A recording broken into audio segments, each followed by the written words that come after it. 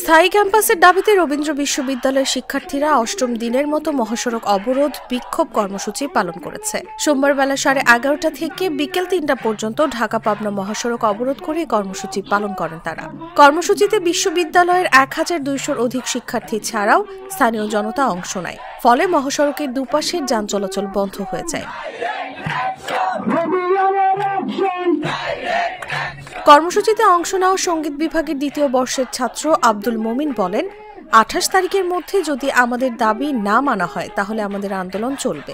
সরকারের কাছে বিনীতভাবে অনুরোধ করছি দ্রুত সময়ের মধ্যে আমাদের এই সংকটের অবসান করা হোক। হাটিকুমরুল হাইওয়ে থানার ভারপ্রাপ্ত কর্মকর্তা আব্দুর রউফ জাগো নিউজকে বলেন, বিশ্ববিদ্যালয়ের শিক্ষার্থীরা টানা কয়েকদিন ধরে সড়ক অবরোধ করে আন্দোলন করছেন। এতে অন্যান্য দিনের ন্যায় আজও ঢাকা পাবনা সড়কে কয়েক ঘন্টা যান চলাচল বন্ধ ছিল।